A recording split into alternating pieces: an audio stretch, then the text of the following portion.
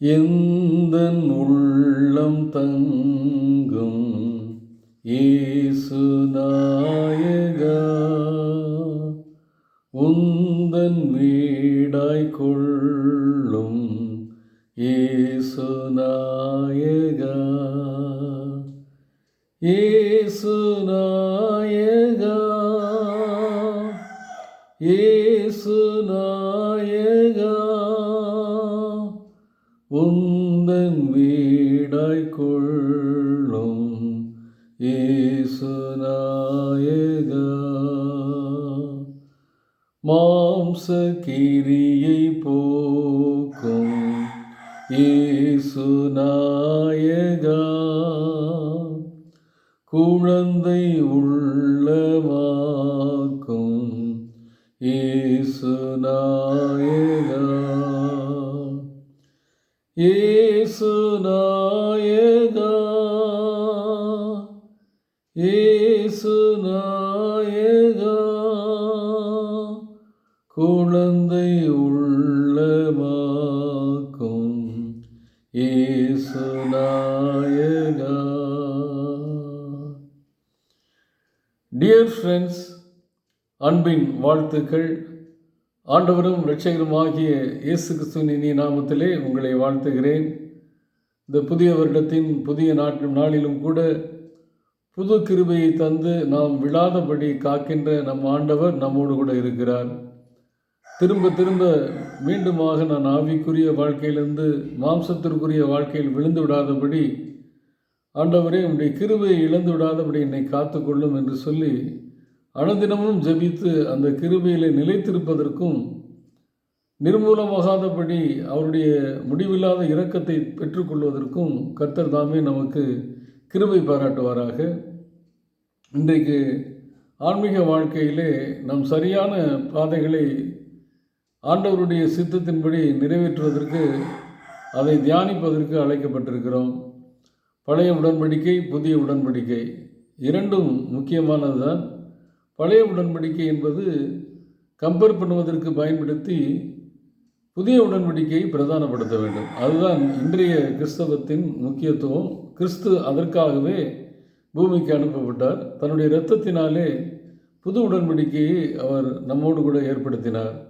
ஆட்டுக்குட்டியின் மிருகங்களின் இரத்தத்தினாலே பழைய உடன்படிக்கை, புதிய உடன்படிக்கை என்பது இயேசு கிறிஸ்துவின் இரத்தத்தினாலே நமக்கு கொடுக்கப்பட்டிருக்கிறது. அப்போ 2 கொரிந்தியர் புத்தகம் 3ஆம் அதிகாரத்தில் 6வது வசனத்தில் பவுலடியார் சொல்கிறாரு, புது உடன்படிக்கையின் ஊழியக்காரராய் இருக்கும்படி. அப்போ நம்ம வசனத்தை தியானிக்கும் பொழுது சரி, வசனத்தை நாம் போதிக்கும் பொழுதும் சரி, பழைய உடன்படிக்கையை எடுத்து அதன்படி நாம் பிரசங்கிக்கும் பொழுது ஒன்றை கருத்தில் கொள்ள வேண்டும். அதோட புதிய உடன்படிக்கை கம்பேர் பண்ணணும், அதை மறந்துடக்கூடாது. மோசையை குறித்து நான் பேசுகிறேன் என்றால், இயேசுவை மோசையோடு கம்பேர் பண்ணி இயேசுவை பிரதானப்படுத்த வேண்டும். மோசையை பிரதானப்படுத்திடக்கூடாது. ஆபிரகாமை குறித்து நான் பேசுகிறேன், யோசேப்பை குறித்து பேசுகிறேன், யாக்கோபை குறித்து பேசுகிறேன் என்றால், அன்றைக்குரிய அந்த காலகட்டத்திற்குரிய சிந்தித்து பழைய உடன்படிக்கையை குறித்து சிந்தித்து, புதிய உடன்படிக்கை அதைவிட சிறப்பானது.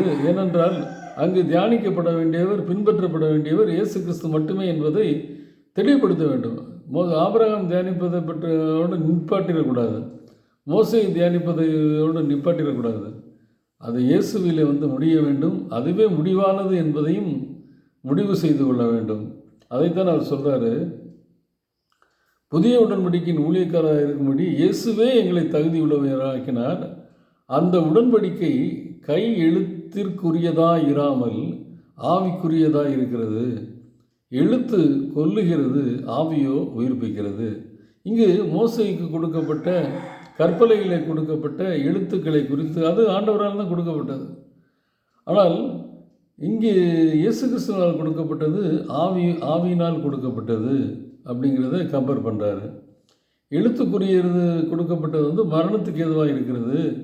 ஆவிக்குரியதை கொடுக்கும் பொழுது அது உயிர்ப்பிக்கிறதா இருக்கிறது. எது பெஸ்ட்டு அப்படின்னு சொல்லி கம்பேர் பண்ணி, எழுத்துக்குரியதாக இராமல் ஆவிக்குரியதை பின்பற்ற வேண்டும். அப்போ அதை கம்பேர் பண்ணி பார்க்கணும். மோசை கொடுக்கப்பட்ட கட்டளைகள் எழுத்தில் கொடுக்கப்பட்டது. அது மரணத்துக்கு ஏதுவாக இருக்கிறது. ஆனால் ஆண்டவராக இயேசு கிறிஸ்துவால் கொடுக்கப்பட்டது ஆவிக்குரியதாக இருக்கிறது. அது உயிர்ப்பிக்கிறதா இருக்கிறது. இப்போ எது பெஸ்ட்டு? இயேசு கிறிஸ்து கொடுத்த புது உடன்படிக்கை தான் பெஸ்ட்டு அப்படிங்கிறத கம்பேர் பண்ணி அதை இன்னும் அழகாக அவர் சொல்கிறாரு. எழுத்துக்களினால் எழுதப்பட்டு கற்பலகையில் பதித்திருந்த மரணத்துக்கு ஏதுவான ஊழியத்தை செய்த மோசையினுடைய முகத்திலே மகிமை பிரகாசம் உண்டாயிருந்துச்சு. அங்கே மகிமை பிரகாசம் இருந்துச்சு. எழுத்துக்களை எழுதி கற்பலகையில் கொடுத்த ஆண்டவர் மோசை கொடுக்கும் பொழுது அவன் முகத்தில் மகிமை பிரகாசம் இருந்துச்சு. அதை இஸ்ரவேல் புத்திரர் அவன் முகத்தை நோக்கி பார்க்க முடியாதபடி மகிமை இருந்துச்சு. அப்போ எப்படி கம்பேர் பண்ணணும்? அந்த மகிமையில் நம்ம லயித்திடக்கூடாது. ஒளிந்து போகிற மகிமையுடைய அந்த ஊழியம், இப்போ மோசை செய்த ஊழியம் ஒளிந்து போகிற மகிமை, நிலைத்திருக்கிற ஆவிக்குரிய ஊழியமும் அதிக மகிமை உள்ளதாக இருக்கிறதுங்கிறத கம்பேர் பண்ணுறாரு. அப்போ மோசைக்கு அப்படிப்பட்ட மரணத்துக்கு எதுவான ஊழியம் செய்த மோசையினுடைய முகமே பிரகாசிக்கும் பொழுது, ஆவிக்குரிய இயேசு கிறிஸ்துவனுடைய ஊழியத்தை செய்யும் பொழுது, புது உடன்படிக்கையின் ஊழியக்காரராக ஊழியத்தை செய்யும் பொழுது, அதை காட்டில் நம்முடைய முகம் எவ்வளோ மகிமையாக இருக்கும், பிரகாசமாக இருக்குங்கிறத தான் கம்பேர் பண்ணுறாரு. அதனால் நம்ம பழைய உடன்படிக்கையை தியானிக்கும் பொழுது புது உடன்படிக்கையில் கொண்டு வந்து நிறுத்தணும். பழைய உடன்படிக்கையில் தர்மம் செய்யும் பொழுது அது எல்லாருக்கும் தெரியலாம். ஆனால் புதிய உடன்படிக்கையில் தர்மம் செய்யும் பொழுது, காணிக்கை செலுத்தும் பொழுது அது எல்லாருக்கும் தெரியக்கூடாதுங்கிறார் ஆண்டவர். அதை புரிந்து கொள்ளணும். அதை பழைய உடன்படிக்கை வச்சு இன்றைக்கி புதிய மக்களோடு கூட தியானிக்கக்கூடாது. அதை கம்பேர் பண்ணணுமே ஒழிய நாம் பின்பற்ற வேண்டியது புதிய உடன்படிக்கை. புதிய உடன்படிக்கையில் எப்படி தர்மம் செலுத்தணும்? நீ வலது கை செய்கிறது இடது கைக்கே தெரியக்கூடாது. என் கையில் என் சரீரத்தில் தான் வலது கை இருக்குது, இடது கை இருக்கிறது. வலது கை செய்கிறது எப்படி இடது கைக்கு தெரியாமல் இருக்கும்?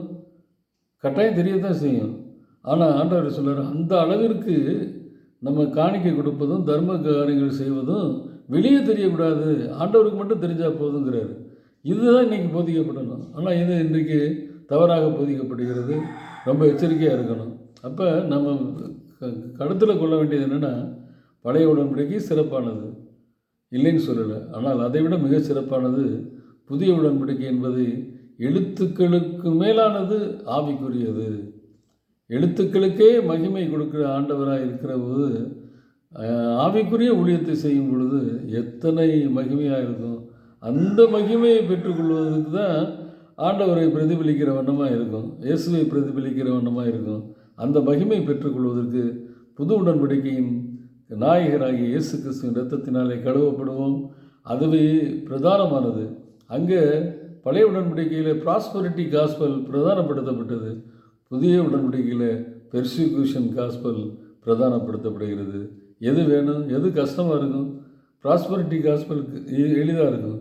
ஆனால் பெர்சிக்யூஷன் காஸ்பல் கஷ்டமாக தான் இருக்கும். ஆனால் கஷ்டப்பட்டு புடமிடப்படுகின்ற பொண்ணும் வெள்ளியும் தான் எப்படி இருக்கும்னா யூஸ்ஃபுல்லாக இருக்கும், பளபளப்பாக இருக்கும், பிரகாசமாக இருக்கும், பார்க்கறதுக்கு அழகாக இருக்கும்.